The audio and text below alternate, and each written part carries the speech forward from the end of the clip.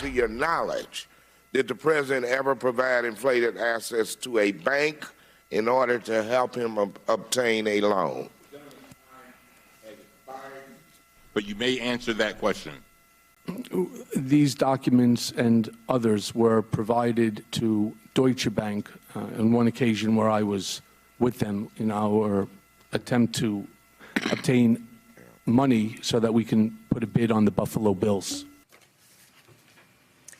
President Trump's former personal lawyer, Michael Cohen, testifying before Congress about his former client's financial assets. And joining us now, finance editor for The New York Times, David Enrich. He's the author of the new book entitled Dark Towers, Deutsche Bank, Donald Trump, and an Epic Trail of Destruction. Wow. So, David, thank you for being with us. See, maybe you can answer a question I know a lot of people want to know.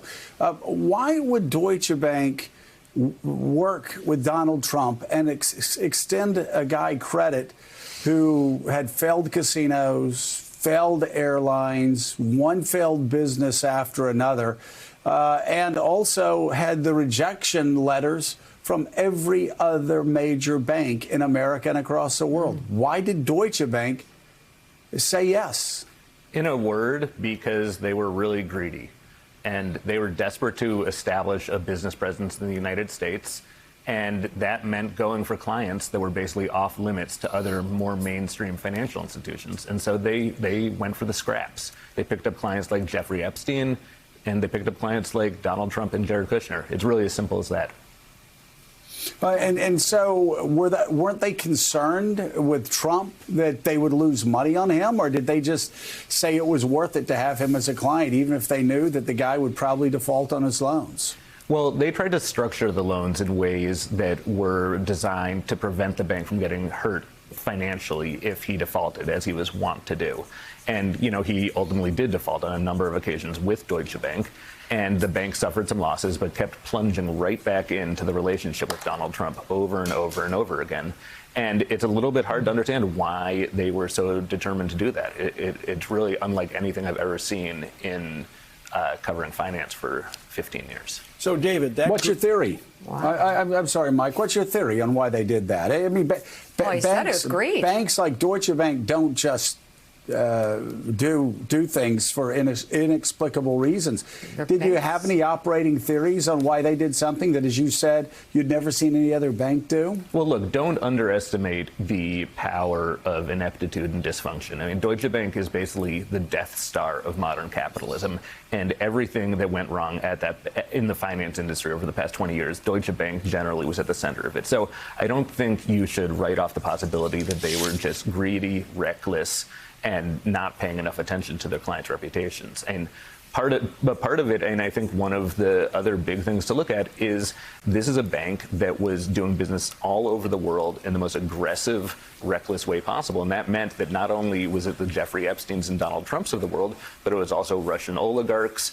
It was businesses and companies and governments in places that were sanctioned by the United States. So this was a bank that was running roughshod over the rule of law and over ethics. And so it's really not that surprising that Donald Trump, who had this very clear history of defaults and stiffing his business partners, ended up as one of the main clients of this bank.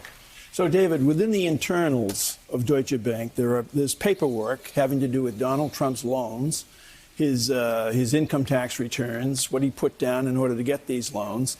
And that greed of the bank and that client, Mr. Trump, are now before the Supreme Court in terms of people like you and others trying to get that information. What's the status of the case? Do you know? Yeah, well, the Supreme Court is scheduled to have oral arguments next month in this case over whether Deutsche Bank needs to hand over all of its financial records related to Trump to these congressional committees. And two federal courts have already ruled in favor of the congressional committees and against Trump, who is suing to block Deutsche Bank from complying.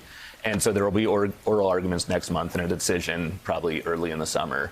And this is something Trump has been fighting tooth and nail for many years to avoid. And It's a little unclear why, but what is clear is that there are secrets inside Deutsche Bank and in the president's finances and in the documents that are at the bank that he is desperate to avoid having become public. What language are the secrets in it? German, English, or Russian? Certainly not Russian, to my knowledge, but I think, I've talked to a lot of people inside the bank as I was reporting on this book, some of whom have seen the documents and some of whom produced the documents. And one of the things I think is really interesting and that Donald Trump is presumably very eager to avoid is that a number of employees inside the bank raised concerns about potential money laundering that was going on in Donald Trump and Jared Kushner's bank accounts. And so that's something that there are records of that inside the bank, and I would imagine that's not something Trump is eager to see in the light of day.